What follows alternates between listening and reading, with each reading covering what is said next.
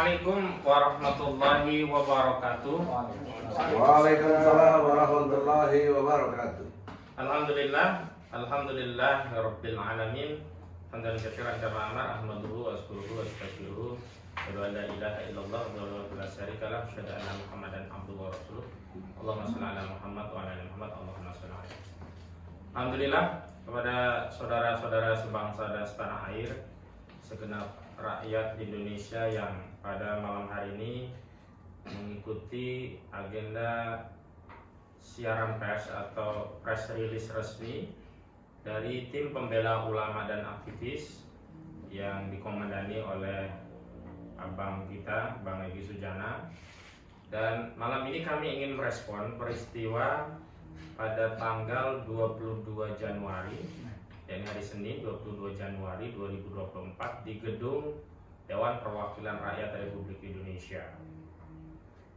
Sebelum memberikan respon dan nanti juga akan ada pandangan hukum dari tim pembela ulama dan aktivis terkait peristiwa tersebut, perlu kami sampaikan kronologis peristiwanya. Kenapa malam hari ini kami membuat siaran pers terkait peristiwa tersebut. Perlu untuk diketahui bahwa kami telah lama melakukan upaya untuk memperbaiki negeri ini dengan meluruskan jalan konstitusi dari kinerja eksekutif yang dipimpin oleh Presiden melalui proses kontrol lembaga eksekutif. Pada tahun 2020 yang lalu, bahkan kami melakukan proses gugatan perdata berupa gugatan perbuatan melawan hukum kepada dua lembaga negara sekaligus. Yang pertama, lembaga legislatif Dewan Perwakilan Rakyat Indonesia. Yang kedua, lembaga eksekutif Presiden Republik Indonesia. Sehubungan dengan adanya pelanggaran konstitusi berupa perbuatan tercela, di mana perbuatan tercela yang dimaksud adalah adanya kebohongan yang dilakukan oleh seorang presiden, ingkar dan khianat seorang presiden, dan bahkan ada daftar 66 kebohongan saudara Joko Widodo yang semestinya dilakukan proses kontrol oleh lembaga legislatif, yakni DPR. Namun karena saat itu kita bawa aspirasi ke DPR tidak diakomodir oleh DPR, maka kami melakukan inisiatif menggugat secara perdata lembaga Dewan Perwakilan Rakyat Indonesia ke Pengadilan Negeri Jakarta Pusat sehubungan dengan tidak berfungsinya lembaga DPR dalam menjalankan fungsi kontrol terhadap lembaga eksekutif. Saat itu kami meminta kepada Majelis Hakim agar Dewan Perwakilan Rakyat Republik Indonesia dinyatakan melakukan perbuatan melawan hukum, sekaligus menghukum Dewan Perwakilan Rakyat Republik Indonesia untuk menjalankan kewenangannya dalam rangka menjalankan fungsi kontrol, yakni segera mengaktifasi ketentuan pasal 7A Undang-Undang Dasar 1945 melalui hak angket yang dilanjutkan dengan proses hak menyatakan pendapat, yang selanjutnya perkara itu dibawa ke Mahkamah Konstitusi. Sebagaimana kita ketahui bahwa pilar dalam proses kontrol lembaga presiden di negara kita dilakukan melalui 3 proses sekaligus. Yang pertama, proses politik di DPR RI. Yang kedua, proses justisia atau yuridis di Mahkamah Konstitusi. Dan yang ketiga, proses penuntasan di Majelis Permusyawaratan Rakyat melalui sidang istimewa. Kita semua di TPUA ingin menegaskan bahwa kami mengajukan upaya penyampaian aspirasi pemakzulan terhadap saudara Presiden Republik Indonesia Joko Widodo bukan karena motif pilpres, bukan karena panik, bukan karena kalah, karena kami bukan kontestan pemilu, bukan capres, bukan tim sukses capres salah satu dari 3 pasangan capres, dan bukan karena motif takut kalah atau panik. Kami hendak meluruskan jika ada pandangan bahwa penyampaian aspirasi pemakzulan ini karena motif panik dan takut kalah dalam proses pilpres, kami tegaskan itu keliru. Jadi motif kami sudah sejak tahun 2020 dan divonis di 2021, saat itu divonis NO, tapi dengan adanya perkara di Pengadilan Negeri Jakarta Pusat yang kami gugat DPR dan juga Presiden itu untuk menunjukkan bahwa motif kami semata-mata ingin menegakkan marwah Presiden melalui proses kontrol dan agar tidak ada lagi legacy yang hitam di bangsa kita ini, karena pernah tercatat dalam sejarah Republik kita dipimpin oleh presiden yang berijazah palsu.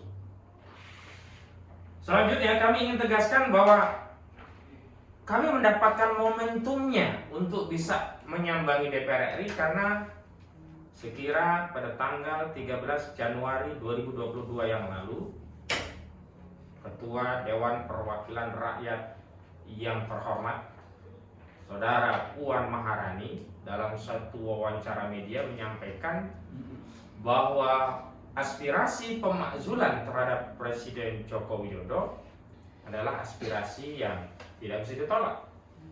Karena itu justru DPR mempersilahkan kepada segenap rakyat untuk menyampaikan aspirasinya kepada lembaga Dewan Perwakilan Rakyat Republik Indonesia.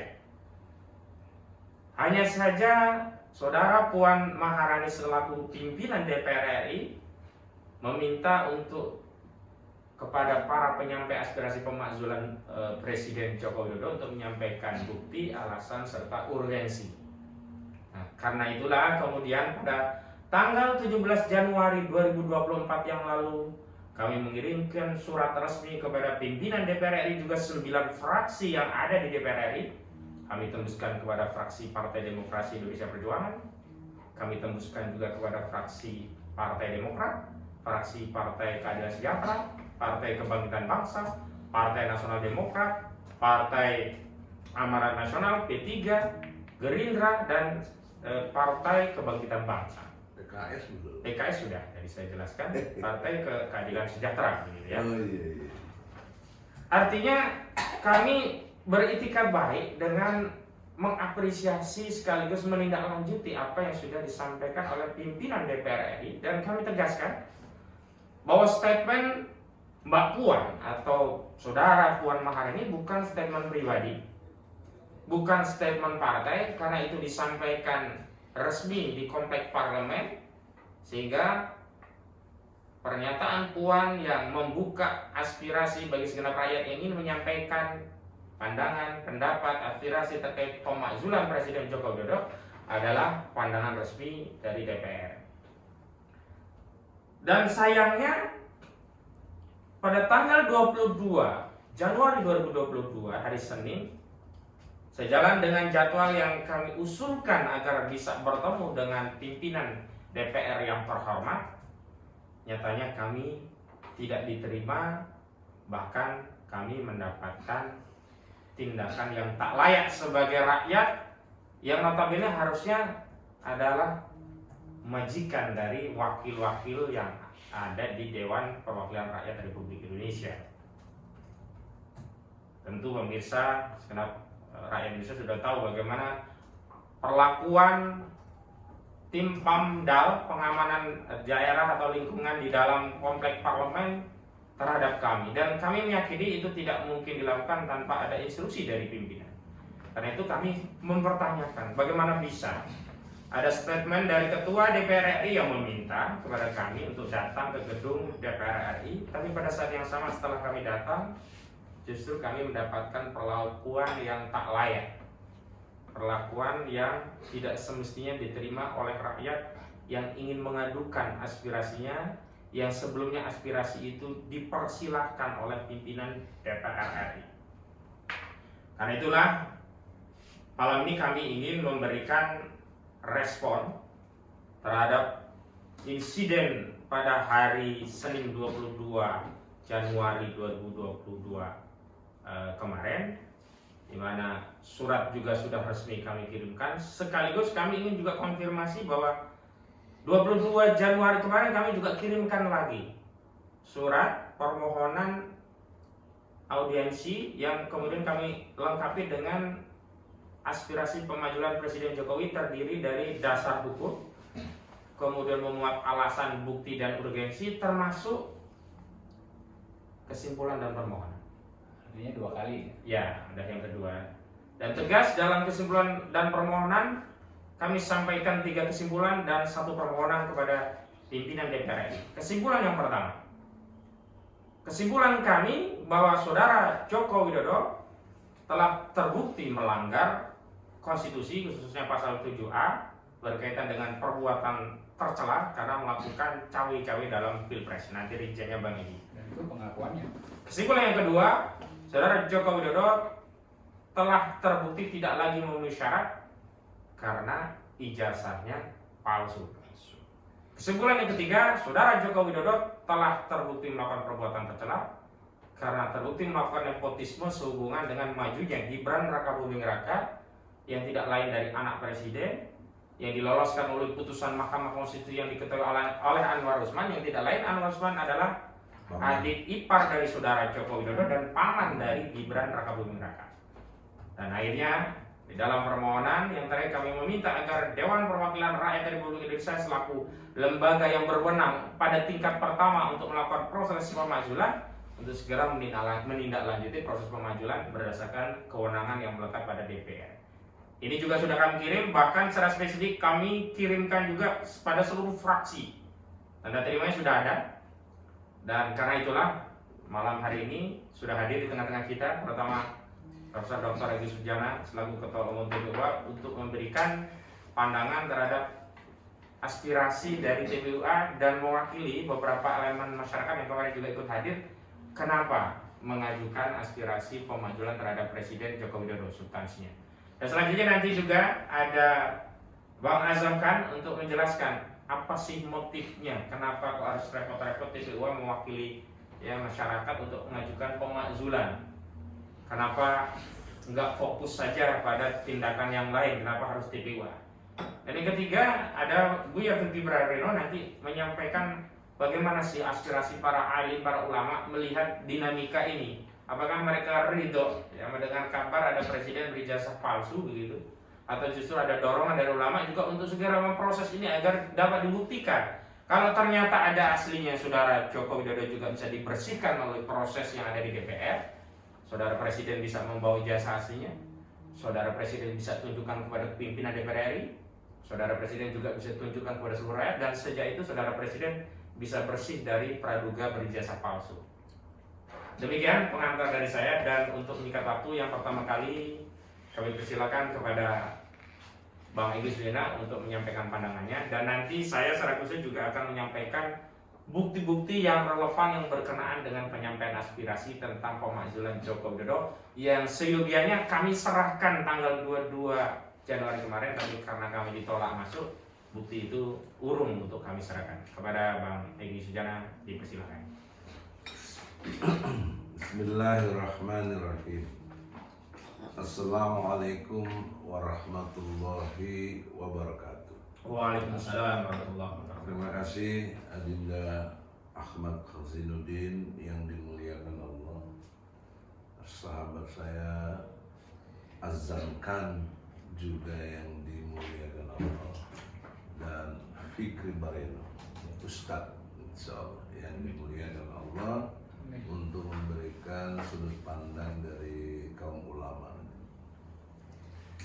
Saudara-saudara, substansinya adalah kita mengacu ke Undang-Undang Dasar 45. Mulai dari pasal 1 ayat 1, negara kita ini republik. Everybody, siapapun yang belajar pasti sudah mengerti. Re itu kembali, publik itu kita semua masyarakat, rakyat. Jadi republik itu betul-betul berkedaulatannya itu ada pada rakyat. Maka pasal 1 ayat 2, negara kita berkedaulatan rakyat. Pasal 1 ayat 3-nya, negara Republik Indonesia berdasar kepada hukum. Ini penting sekali di dalam berbangsa dan bernegara memakai istilah republik. Tapi kemarin kami mengalami pengertian republik rasanya komunis itu, karena represif, otoriter, dan sepertinya tidak boleh ada oposisi. Nah, itu ciri-ciri komunis. Jadi memahami komunis bukan cuma anti Tuhannya, tapi perilaku yang bertentangan dengan kepentingan publik yang harusnya diurus. Dan bahkan kita datang karena Ibu Puan Maharani telah menyatakan, atau bahasa lainnya dalam pengertian hukum bisa dikatakan menantang, untuk yang mau memakzulkan silahkan, apa bukti-buktinya, silahkan, apa urgensinya. Nah, oleh karena itu di dalam kesempatan ini saya ingin menekankan secara serius bahwa kami datang kemarin itu menjawab tantangan, atau lebih tepat himbauan. Kalau disebut tantangan kan tidak elok juga. Himbauan dari Ketua DPR RI untuk menerangkan bukti-bukti apa yang pantas di dalam memakzulkan Presiden Joko Widodo dan urgensinya apa gitu. Nah, dua hal ini yang ingin saya tekankan, bahwa di dalam pengertian tentang alat-alat bukti, nanti Adinda Asinuddin bisa sedikit lebih menekankan, atau bisa dilihatin dulu mungkin poin-poin pentingnya supaya momentumnya sistematis, bahwa kita ini betul-betul memiliki alat bukti sekaligus diterangkan. Silakan sedikit dulu, nanti saya lagi menuangkan. Baik, Jadi terima kasih Bang. ya, supaya nanti momentumnya pas. Ya. Ada 3 isu di dalam konstitusi yang kami sampaikan aspirasinya kepada DPR. Karena di dalam ketentuan pasal 7A Undang-Undang Dasar 1945 itu pintu pemakzulan ada 2 pintu utama. Yang pertama, terbukti telah melakukan pelanggaran hukum. Yang kedua, terbukti tidak lagi memenuhi syarat. Dan untuk perbuatan yang melanggar hukum ada beberapa, ada korupsi, pengkhianatan pada negara, kejahatan berat lainnya, termasuk melakukan perbuatan tercela. Nah, kualifikasi yang kami ajukan itu ada 2 hal utama. Yang pertama, perbuatan tercela. Yang kedua adalah tidak lagi memenuhi syarat sebagai presiden. Sebagaimana contoh di dalam ketentuan pasal 169 Undang-Undang Nomor 7 Tahun 2017 tentang Pemilu, calon presiden dan wakil presiden itu memiliki syarat, diantaranya yang harus berkewarganegaraan Indonesia, ya, berijazah minimal SMS derajat, termasuk kemarin harusnya minimum 40 tahun, tapi karena sudah diuji MK yang 40 tahun dirubah. Nah, dalam konteks ini perbuatan tercelanya apa? Perbuatan tercelanya ada 2 kualifikasi. Yang pertama adalah presiden tidak berijazah SMA, Perbuatan tercela adalah presiden melakukan tindakan cawe-cawe terhadap pemilu. Dibuktikan dengan apa? Putusan Mahkamah Konstitusi nomor 90 tahun 2023 dan putusan Mahkamah Kehormatan Majelis Kehormatan Mahkamah Konstitusi nomor 02 tahun 2023. Ada pertanyaan tentunya dari masyarakat, dari publik, sekedar rakyat Indonesia. Itu kan bukti untuk kasus Anwar Usman. Itu kan bukti untuk kasus judicial review. Kenapa dibawa sebagai bukti pemakzulan terhadap Presiden Joko Widodo? Alasannya demikian. Analogi sederhananya adalah demikian. Ketika kita sedang puasa saum sunnah Senin, datang saat azan maghrib, maka azan maghrib itu bisa menjadi bukti 2 perkara sekaligus. Pertama, bukti masuknya maghrib untuk memulai sholat maghrib. Yang kedua, bukti masuknya maghrib sebagai tanda berbuka puasa. Sehingga apa? Maghrib itu bisa untuk dasar melakukan buka puasa, juga bisa dijadikan dasar untuk sholat maghrib. Dan putusan MK itu memang bisa dijadikan bukti Anwar Usman melakukan perbuatan tercela, sekaligus bisa dijadikan bukti bahwa ada cawe-cawe presiden di sana. Karena tanpa putusan MK nomor 90 yang kemudian didelegitimasi dengan putusan Majelis Kehormatan MK nomor 02, Gibran nggak mungkin maju. Dan sejak awal Presiden sudah menyatakan akan cawe-cawe, tidak akan netral. Dan dengan munculnya putusan 90 judicial review itu adalah bukti bahwa Presiden cawe-cawe terbukti. Akhirnya anak Presiden bisa lolos. Sehingga putusan itu kami bawa sebagai bukti. Ini nyata cawe-cawe. Dan cawe-cawe itu dalam pandangan kami masuk kategori perbuatan yang tercela. Seorang presiden harusnya menjadi presiden bagi segenap rakyat. Jadi presiden seluruh capres-cawapres, bukan presiden bagi pendukungnya, bukan presiden hanya bagi pasangan 02 yakni Prabowo dan Gibran Rakabuming Raka. Yang kedua, putusan ini juga kami jadikan bukti dalam konteks apa? Dalam konteks untuk membuktikan bahwa ada nepotisme di sana. Dan Bang Egy yang sebelumnya menambahkan ini memang penting, harus masuk nepotisme. Kenapa? Karena relasi putusan MK nomor 90 tidak mungkin keluar kalau tidak dikeluarkan Anwar Usman. Anwar Usman punya relasi hubungan keluarga dengan Presiden Jokowi melalui istrinya Idayati. Gibran punya relasi kepada Anwar Usman sebagai paman melalui bibinya atau melalui bapaknya. Sehingga putusan yang meloloskan Gibran sebagai cawapres, putusan 90 itu juga menjadi putusan yang menunjukkan adanya nepotisme. Sementara nepotisme itu sendiri di dalam konteks pilpres tentu perbuatan tercela. Nah yang ketiga, ini yang paling utama yang sudah kita suarakan sejak di PN Jakarta Pusat, Pengadilan Negeri Surakarta, Pengadilan Tinggi Semarang, sampai Mahkamah Agung. Apa itu?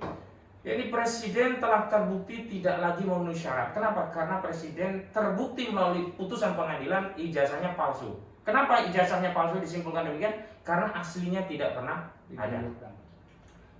Apa argumentasi? Yang pertama, sebelumnya Bambang Tri dan Gus Dur didakwa dengan pasal berlapis, kabar bohong, penodaan agama, ITE. Tetapi sampai pada tuntutan Gus Dur didakwa dengan dituntut 10 tahun dengan kabar bohong, pasal 14 ayat 1 Undang-Undang Nomor 1 tahun 1986. Divonis berapa? 6 tahun. Kami mengajukan upaya banding. Oleh Pengadilan Tinggi Semarang dianulir putusan Pengadilan Negeri Negeri Surakarta. Tidak ada lagi pasal kabar bohong, yang ada hanya delik menyebarkan kebencian dan permusuhan berdasarkan suku, agama, ras, dan antar golongan. ITE pasal 28 ayat 2 yaitu 45A ayat 2 Undang-Undang ITE 19/2016 yang merupakan perubahan 11/2008 yang belum lama ini diubah lagi. Konklusinya apa? Konklusinya tidak ada kabar bohong, berarti kabar ijazah palsu yang diedarkan oleh saudara Bambang Trimulyono itu benar. Dan buku yang ditulis oleh Bambang Trimulyono, Jokowi Undercover, yang menyatakan ijazah Jokowi itu palsu berarti benar, karena tidak dikualifikasi lagi menjadi kabar bohong. Itu argumentasi yang pertama. Argumentasi kedua, secara proses persidangan bahkan ada saksi ahli agama dari jaksa yang menyatakan siapa yang mendakwa harus membuktikan.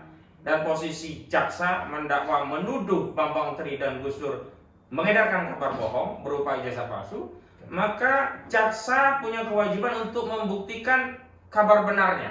Kabar benarnya apa? Ijazah asli. Maka jaksa punya kewajiban untuk menghadirkan ijazah asli dalam persidangan. Dan ternyata fakta persidangan ini bukan omong-omong di luar, bukan gosip, tapi fakta persidangan membuktikan tidak ada ijazah asli yang dihadirkan. Konklusinya berarti tidak ada ijazah asli. Nah, sampai situ. Dan yang terakhir, putusan ini sudah dikuatkan oleh Mahkamah Agung sehingga sudah punya kekuatan inkrah. Karena itu proses yang bisa untuk memberikan ruang kepada saudara Joko Widodo untuk menunjukkan ijazahnya hanya dua: proses hukum di Pengadilan Negeri Jakarta Pusat yang sedang berguliran ini, proses politik di DPR. Dan karena itulah kami ingin mempercepat dengan proses di DPR agar juga ada kepentingan bagi saudara Joko Widodo untuk membela diri dan segera menunjukkan ijazah aslinya. Begitu Bang Gladi. Nah, ini bundel-bundel hasil putusan pengadilan. Jadi saudara-saudara, konstruk hukumnya atau bangunan hukumnya dalam perspektif Undang-Undang Dasar 45 itu termuat dalam pasal 7A Undang-Undang Dasar 45. Jadi kalau saya membagi ada 3. Satu, pelanggaran hukum. Di dalam pelanggaran hukum itu ada 5 poinnya. 1, mengenai pengkhianatan terhadap negara. 2, tindak pidana. 3, korupsi. Dan ada yang tercela ini. Nah, yang kelimanya itu tidak memenuhi syarat. Tapi saya bagi 3, pelanggaran hukum tersendiri, perbuatan tercelanya tersendiri, supaya fokus gitu. Yang ketiganya tidak memenuhi syarat. Nah, ini kategorinya administratif. Nah, dalam konteks ini tawaran gagasan saya untuk menegur administratif itu ada kelembagaan yang namanya ombudsman. Jadi ombudsman suatu saat kalau kita sepakat nanti kita datangi hanya untuk menegur DPR. Kenapa DPR kita datang, kita udah bikin surat, kok nggak dilayani? Itu administratif. Lembaga layanan publik ya. Ya itu untuk bidang administratifnya. Yang kedua DPD. Nah, DPD kita harapkan berperan. Dalam hal ini di DPD yang saya ketahui ada lembaganya namanya BAP, Badan Akuntabilitas Publik. Jadi kita perlu datangi juga DPD untuk supaya bagaimana pertanggungjawaban publik yang mereka urus itu, karena DPD punya kewenangan ikut mengawasi jalannya pemerintahan. Nah, dalam konteks ini yang fungsional untuk itu secara kelembagaan adalah DPR. Tapi kita ke DPR kemarin diabaikan, kurang lebih begitu. Surat nggak dijawab, kita datang langsung malah dihadapi dengan kekerasan. Ya. Nah, untuk itu DPD sebagai Badan Akuntabilitas Publik punya kewenangan setidaknya bisa berkoordinasi dengan DPR karena satu kelembagaan di gedungnya juga sama di Senayan. Kok begini cara menanganinya gitu. Jadi kita berharap nanti DPD sudah kita surati, mudah-mudahan ketua Badan Akuntabilitas Publiknya kan Saudara Tamsil Lindrung. Jadi tolong direspon surat kami secara cepat, ya, jangan kayak DPR, ya. Nanti kita juga sisi lain menegur lewat ombudsman. Nah, poin pentingnya adalah di dalam konteks perbuatan tercela itu yang kita punya alat bukti adalah ijazah yang kita duga kuat tidak dimiliki oleh Presiden Joko Widodo. Kalaupun ada, diduga itu pasti palsu. Seperti yang di UGM, ada foto yang ditertera di situ, foto bukan dirinya Jokowi, tapi diakui itu Joko Widodo. Nah, ini kan dirinya sendiri aja ditipu gitu loh. Ya, dia telah menipu dirinya sendiri. Semua orang tahu. Nah, sisi lain UGM-nya saya kritik secara intelektual. UGM itu kan universitas yang bagus, the best lah ya. Dan masuk kategori yang harusnya pendekatannya itu intelektual. Tetapi ketika rektor menjelaskan dalam satu konferensi persnya, itu menyatakan pihak UGM meyakini ijazah Jokowi asli. Kata meyakini ini tidak lazim dalam dunia universitas. Itu wilayah keimanan, wilayah pilihan-pilihan dalam orang-orang yang mempercayai sesuatu atau tidak mempercayai sesuatu. Yang tepat, pemahaman saya dalam dunia intelektual di kampus itu mestinya bahasanya adalah memastikan. Melalui apa? Penelitiannya, penelusurannya. Betullah ini ijazahnya dipastikan asli. Nah, ini nggak ada keluar kata itu dari UGM, makanya UGM kita gugat. Ya. untuk yang ketiga, ini jilid ketiga. Jilid pertama tahun 2020, diputusnya 2021.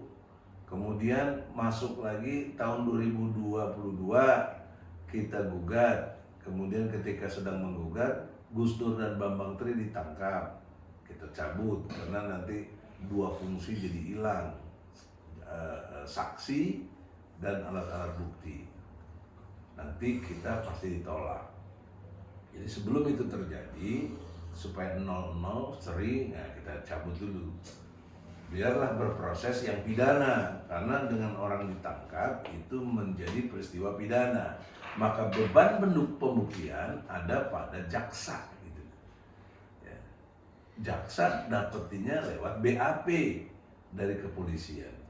Nah, ketika di dalam ruang sidang bisa dikonfirm banyak bukti-bukti di YouTube dan lain sebagainya itu, ketika saya mempertanyakan kepada jaksa melalui majelis hakim, mana ijazah aslinya Jokowi? Karena seperti yang tadi diterangkan oleh Adinda Ahmad itu kan tidak menunjukkan, tidak memperlihatkan, tidak ditampilkannya ijazah aslinya Jokowi oleh kejaksaan. Karena jaksa yang punya otoritas menuntut orang dan kemudian memastikannya kepada majelis hakim untuk diputuskan. Nah, harusnya dengan pendekatan pasal 143 KUHP, jaksa di dalam membuat dakwaan itu mesti lengkap, mesti cermat, mesti jelas. Itu yang tidak dimiliki dalam kapasitas sebagai jaksa mendakwa orang. Ini kan berarti sewenang-wenang jaksa ini. Nah, ingin saya buktikan kesewenang-wenangannya pada saat itu, maka saya panggil jaksa ke depan hadapan hakim. Saya panggil saksi-saksi yang ada juga, terutama waktu itu kepala sekolah dari SMP atau SMA yang Jokowi merasa sekolah dapat dari situ jasanya. Di depan hakim disaksikan jaksa, disaksikan kami para advokat. Saya bertanya kepada majelis hakim, mana ijazah aslinya Jokowi? Kepada jaksa. Nah, jaksa nggak bisa menjelaskan, hanya menunjukkan fotokopi yang dilegalisir. Aslinya. Pada waktu itu saya bertanya lebih jauh, jika ada fotokopi bahkan dilegalisir, tetapi tidak ada aslinya, ini suatu keanehan, nggak masuk akal. Nggak mungkin gitu loh. Nah, ini yang kita duga kepastian palsunya itu jelas di situ gitu. Dan hakim kalau menurut logika yang sehat, logika sehat itu menurut saya didampingi dua hal penting. Satu, fakta-faktanya bagaimana, yang kedua data. Jadi data dan fakta amat sangat membantu logika kita ini menjadi sehat di dalam menilai sesuatu. Namanya judgment. Itulah hakim itu disebut judge. Itu hakim itu artinya yang mempertimbangkan dan memutuskan. Tapi anehnya lagi, udah tidak punya ijazah asli, berarti dakwaan jaksa sebenarnya gugur demi hukum melalui pasal 143 KUHP, tetapi hakim tetap memutuskan tuntutan yang 10 tahun diputus 6 tahun di PN. Nah, kita banding, ternyata banding sependapat dengan kita dalam perspektif tidak adanya berita hoak yang membuat gaduh, tidak ada. Karena memang tidak ditampilkan ijazah aslinya. Kalau ijazah aslinya ditampilkan, kita yang salah, malah tidak klien kita yang salah. Dan silakanlah dihukum, pantas.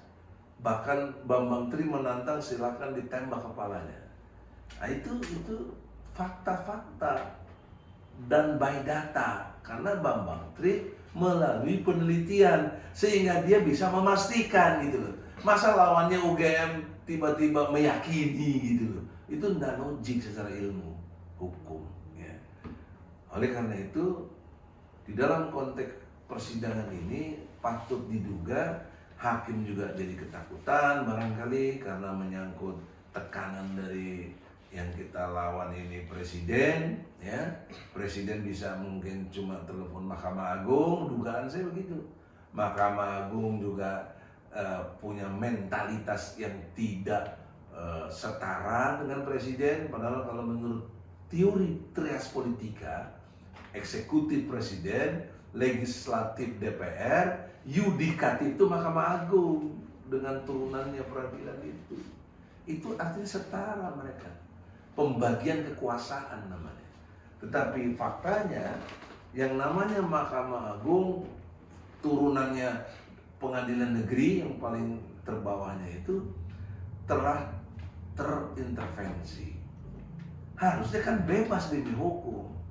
Harusnya bebas. Orang nggak ada yang nggak ada yang nggak bener kok dari mubahalahnya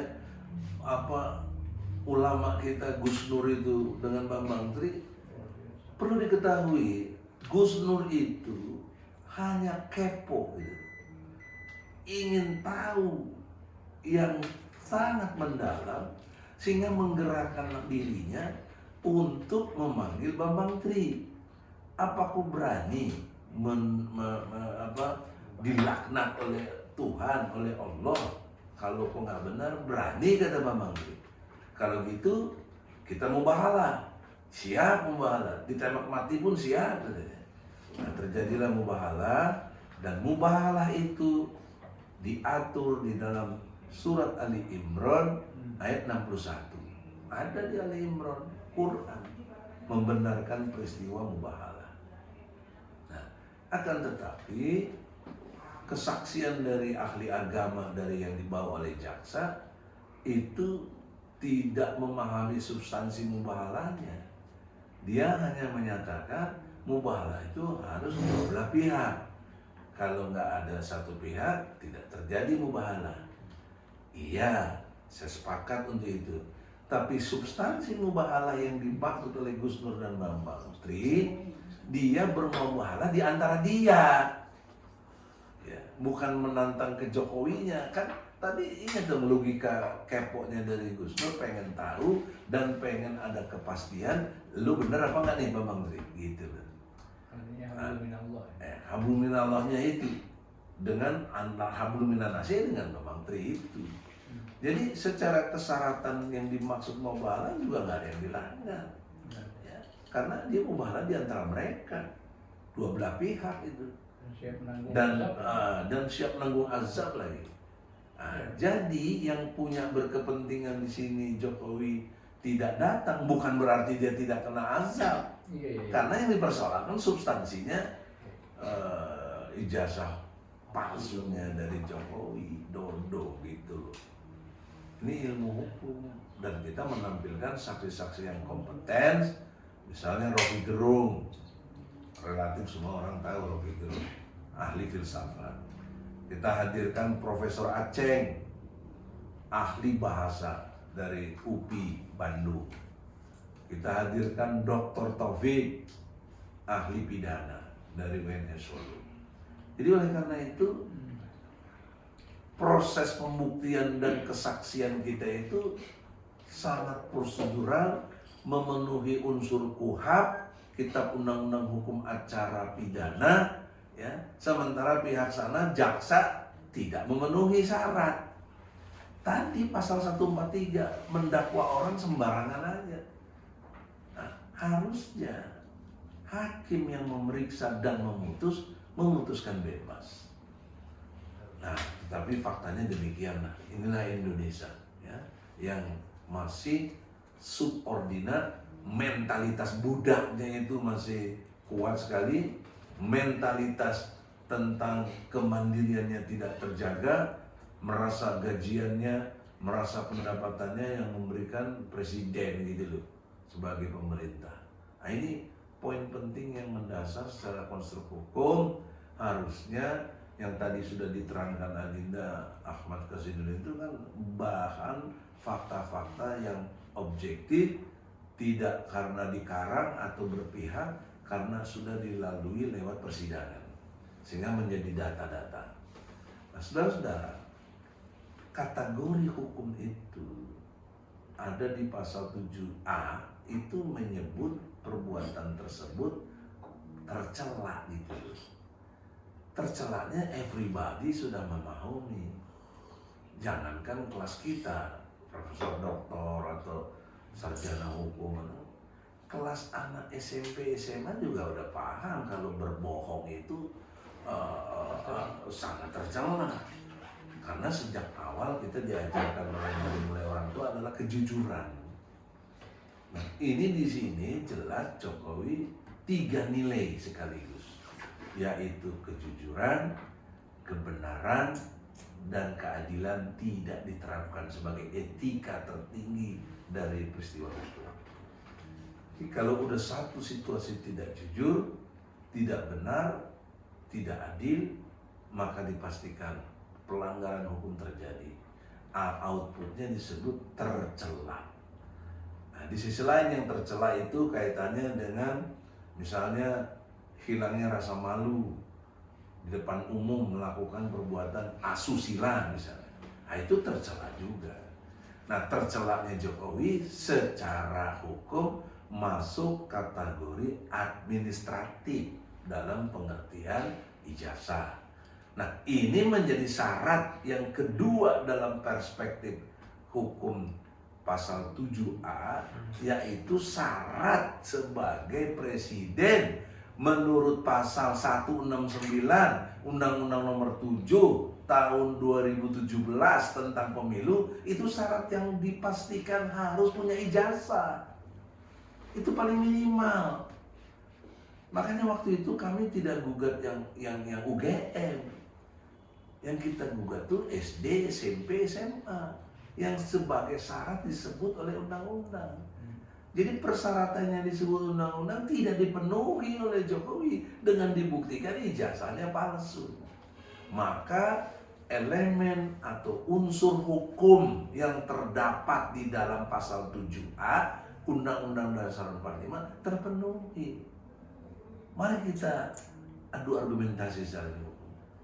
Jadi jangan seperti ada sahabat saya, Profesor Jimmy, menuduh kita ini panik, takut kalah, capek. Kita ini nggak ada urusan copras capres. Orang dari tahun 2020 ini copras capres apa? Tahun 2020 mana ada mau tahu copras capres si fulan yang nomor 1, nomor 2, nomor 3, nggak ada. Jadi itu terbantahkan. Kemudian Saudara Yusril juga mengatakan ini tidak konstitusional, memakjulkan itu. Tidak konstitusional gimana? Orang udah diatur pasal 7A. Jadi cara pandangnya itu, saya tidak merendahkan mereka, tetapi bagaimana sudut pandangnya untuk mengatakan begitu gitu. Ya. Oleh karena itu dari fakta yang ada seperti ini, seharusnya DPR ini yang bisa mengambil keputusan politik dan kemudian ada MPR-nya juga untuk bisa bersidang, apakah kategorinya bisa sidang istimewa itu soal lain, tapi yang paling utama adalah kami telah bawa bukti-bukti gitu loh. Kami telah berupaya membuktikannya lewat peristiwa peradilan. Jadi dijamin unsur kejujurannya, kebenarannya, dan keadilannya. Bukan statement-statement di medsos atau apa, enggak. Penjelasan yang punya nilai hukum di pengadilan, bukan di luar pengadilan. Otentik. Itu namanya otentik, orisinil. Ya. Jadi tidak bermaksud menggurui atau mendikte, kami hanya menjelaskan. Harusnya kalau dialog ini atau penyampaian ini didengar oleh Puan Maharani dan anggota DPR lainnya, harusnya tergerak menggunakan hak angketnya kah, hak interpelasinya kah, hak dengar pendapatnya kah, memanggil Presiden Jokowi. Karena sejarah ketatanegaraan Republik Indonesia, sepanjang yang saya tahu, 7 kali ganti presiden dan ribuan anggota DPR berganti sejak tahun 1955, sejak awalnya ada pemilu. belum pernah memanggil presiden untuk dimintai pertanggungjawabannya. Belum pernah. Ya, jadi dalam perspektif itu yang karena perbuatannya. Kalau yang Habibie pertanggungjawaban umum sebagai presiden itu lain. Ini yang saya maksud pertanggungjawaban presiden karena ada perbuatan tercela gitu. Belum ada. Ini baru kita mau buat sejarah ini harusnya. Tapi mereka barangkali ya ini subjektif ya, tetapi bisa diungkap sebagai satu analisis. Kalau ini terungkap, mereka memandang kita ini yang unggul gitu loh. Dalam satu kelompok komunitas sosiologisnya, mereka kok DPR nggak bisa lebih bagus dari kita gitu loh. Kan harusnya bisa dia punya tenaga ahli, punya segala macam kok DPR itu. Ya, punya anggaran, dia bisa menganggarkan kok, tapi nggak bisa ungkap ini gitu. Nah, itu kedengkian politik menurut saya yang tidak tepat. Nah, atau analisis yang kedua bisa jadi yang dianggap perseteruan Megawati dengan Jokowi ini drakor, drama Korea atau drama kotor. Ya. Iya dong, Pura-pura doang. Pura-pura saja. Karena dua indikasinya, baik Jokowi maupun Mega. Kalau Mega betul ribut dengan Jokowi, sebentar, tinggal dia cabut mandat petugas partainya dicabut, itu juga udah kolab pasti presiden. Kenapa? Karena menurut Undang-Undang Dasar 45 berkait dengan presiden dicalonkan atau diusulkan oleh partai atau gabungan partai. Itu konstruknya. Nah, yang mengajukan Jokowi siapa? PDIP sebagai petugas partai. Kan sebentar, nggak usah repot-repot, nggak usah puan juga nanya-nanya bukti apa segala macam. Kalau memang mereka ada slack, ketersinggungan satu sama lain, cabut surat mandatnya. Kolek dia, tidak punya legitimasi sebagai presiden. Tapi nggak dilakukan sama Mega. Cuma nguap-cuap, omon-omon. Nah, ini baru omon-omon gitu ya. Di medsos, di apa, omon-omon. Jadi saya tantang Ibu Mega sebagai negarawati. Nah, kalau laki kan negarawan. Ya. Bagaimana Anda sebagai negarawati, Sebagai presiden keempat ya? Sebagai presiden keempat ya? Kelima? Keempat ya? Kelima SBY. Enam, SBY ke-6. Soeharto. Kelima ya. Ke-6 karena Gus Dur yang masuk nanti Gus Dur. iya. Jadi Gus Dur yang ke-7. Siapa? Jokowi. Iya. Gus Dur ke-4. Bukan, Gus Dur ke-5. Ya. Keempat ya, ke-5 Megawati. Mana gitu lah, masa gitu aja lupa. Lanjut. Oleh karena itu, Lanjut. dalam perspektif ini, buktikanlah Anda sebagai negarawati ya, yang betul-betul jalan bangsa tadi tergeser. Nah, sisi lainnya dari sudut pandang Jokowinya, Jokowi tidak pernah menyatakan bahwa ucapannya dulu itu salah. Apa ucapan yang salah? Dukung Ganjar. Kan sebelumnya yang dukung Gada Gidik kesana kemari kan Jokowi. Jokowi belum pernah menyatakan apa yang dulu saya ucapkan, apa yang dulu saya nyatakan dukung rambut putih. Ya, salah. Sekarang saya benar-benar dukung Prabowo. Tapi itu baru tahu. Artinya masuk kategori tercela juga. Iya dong, bohong. Ya. Nah, maka saya jadi kasihan dengan Prabowo. Bisa aja jadi aduh ya Allah, kena PHP terus. 2014 PHP ya dari Megawati yang dijanjikan di batu tulis nggak kejadian. Ya itu janji buat ke Prabowo, tetap muncullah Jokowi di situ. Coba bayangkan. Ya. Kemudian mungkin dijanjiin lagi 2019 kalah lagi. Ya. Sekarang mau maju lagi, udah punya harapan. Nah, inilah Prabowo menurut dugaan saya kenapa mau, orang banyak tidak menilai secara cermat menurut saya.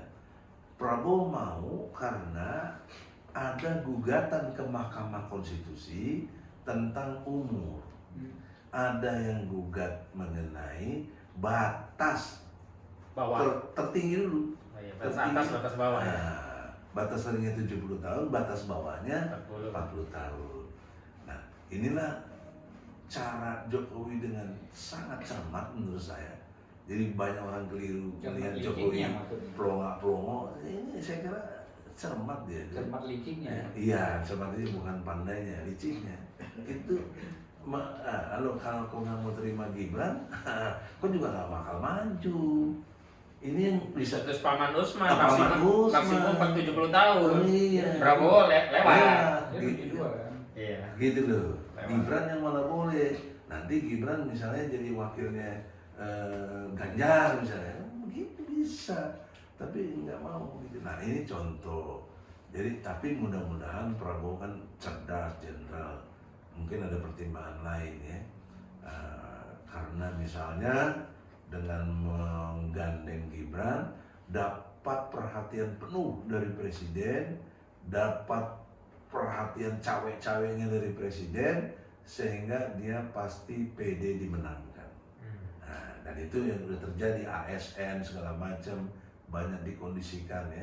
Bahkan di Taipei kertasnya sudah sampai dan sudah dicoblos lagi. Itu kan bagaimana pemilu di Indonesia ini, bagaimana coba? 2 bulan sebelum kejadian sudah tahu dicoblos. Astagfirullahaladzim. Nah ini terjadi di Indonesia. Terus pimpinan-pimpinan partai semuanya tidak bisa berargumentasi yang cerdas. Kok ikutin aja gitu loh. Nah, karena dugaannya para menteri itu tersandera. Itu ya, misalnya ketua partai Golkar tersandera oleh minyak goreng, kan ada yang ngomong itu. Kelapa sawit. Ya, kemudian Julhas ya Pan tersandera pernah kasus dulu yang hutang kayak apa, itu orang banyak tahu itu ya.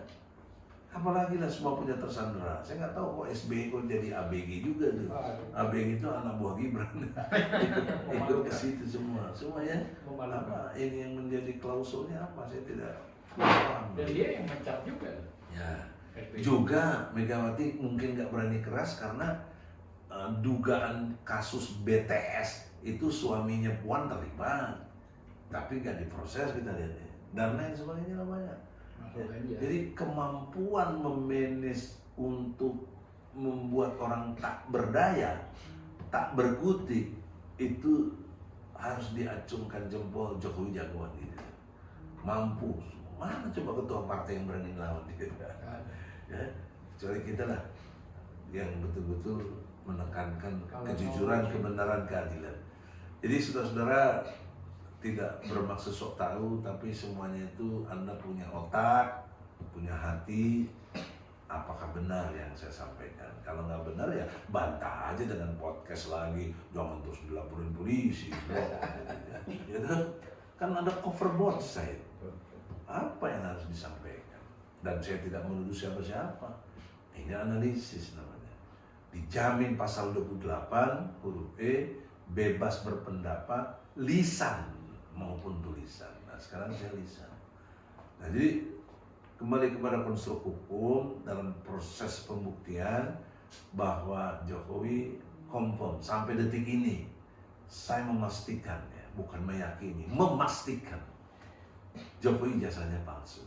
Kecuali Jokowi tanggal 25. Nah, ini ada kesempatan. Besok lusa, hari Kamis. Dalam pengertian tanggal 25 Januari jam 10. Saya tunggu di Pengadilan Negeri Jakarta Pusat. Bawa ijazahnya itu. Yang asli. Yang asli. Ya, dan beri surat kuasa kalau Anda nggak datang kepada siapa yang Anda kuasakan. Titip ijazahnya sama si fulan itu atau si fulani. Ya. Tapi tidak cukup membawa ijazah, harus kita forensik juga. Iya dong. Itu udah otomatis. Jadi dalam pengertian hukum kita confirm, memastikan Jokowi tidak punya ijazah ataupun kalau ada ijazahnya palsu. Nah, ini confirm secara ilmu hukum. bukan kata Egy Sujana, udah capek pembuktian kita ini 2 tahun terakhir ini kan proses pembuktian ini. Ya, nah siapa yang mau bantah boleh masukin proses peradilan juga dong. Ini kan kita gugat perdata. Anda punya hak, Anda gugat intervensi, boleh, mari kita bertarung secara intelektual di pengadilan. Nah, kalau nggak ada yang berani gugat intervensi, kau jangan ngomong kosong besar depan kita, ya. Omong. Ya, omong-omong aja gitu. Nah, itu bukan omong-omong lagi, imin-imin. Jadi saudara-saudara, dengan hormat secara intelektual, ya, kita tidak terlalu tegang, perlu ada sedikit hal-hal yang sifatnya menghibur kita sendiri secara intelektual, tapi masih bisa dipertanggungjawabkan. Nah, yang terakhir, dalam perspektif spiritual, kita meyakini, ini boleh kalian meyakini karena ada di Al-Quran. Maksudnya rukun iman gitu. Percaya, meyakini akan Al-Quran sebagai wahyu Allah. Di dalam surat Az-Zariyat, ya, surat ke-51 ayatnya 10 dan 11 itu terkutuk orang-orang yang berdusta. Maka orang itu sesungguhnya bodoh dan lalai. Boleh lihat Al-Quran. Saya meyakini betul ini wahyu Allah kok mampu menembus dimensi psikologi yang udah ribuan tahun lalu disampaikannya atau diberitakannya atau diwahyukannya. Kok update sampai hari ini tuh Luar biasa. dan diduga 100 tahun ke depan 1000 itu pasti begini juga. Apa yang nggak terkutuk? Apa yang nggak tercela? Bahasa sekarangnya bisa juga itu tadi salah satunya ijazah palsu, dia dusta. Dusta itu identik kepalsuan. Jadi siapa yang berdusta di sini kita sudah tahu. Dan itulah kebodohannya gitu loh. Apa kebodohannya? Dia nggak menyangka ini bisa terbongkar. Kan harusnya dia bisa memprediksi dong. Dan dia bisa mengukur secara moral. Kok berani untuk memalsukan ijazah? Itu kan luar biasa kebodohannya gitu. Kejahatan. Ya. Ada pelawak Komar namanya. Di penjara. Dia udah tahu jelas lah kebodohannya. Ya.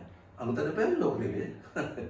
Kemudian ada yang dari Sumatera Utara, calon gubernur, di drop karena ijazahnya palsu. Nah, mestinya dengan proses pembuktian seperti ini sebenarnya sudah pengadilan rakyat. Inilah pengadilan rakyat tuh ya begini. Ya. Formalnya ada di pengadilan negeri, pengadilan tinggi, sampai kasasi, itu formal. Tapi substansinya ini pengadilan rakyat bantah bagi Jokowi yang mau membelanya juga buzzer-buzzernya, bantah dengan fakta-fakta, data-data dan bukti-bukti. Fair, kita berdemokrasi di sini istilah. Kita negara hukum tadi, ya. Pasal 1 ayat 3. Oleh karena itu, dalam perspektif hukum sudah dapat dipastikan ini perbuatan tercela. Inti dari tercela adalah dusta. Orang yang dusta adalah bodoh dan akhirnya lalai. Nah, ini kelalaian dia, ya. Nggak merasa bisa terbongkar, apalagi jadi presiden. Nah, sisi lain buat kita rakyat yang tidak mempersoalkan ini, itulah rakyat juga yang bodoh, rakyat yang lalai, rakyat yang dusta terhadap eksistensinya sebagai manusia. Kita dusta mengakui tidak ada Tuhan selain Allah. Kita dusta menyatakan tidak ada yang ditakuti selain Allah. Lam yasha illallah. Faktanya kita takut kepada selain Allah. Itu dusta.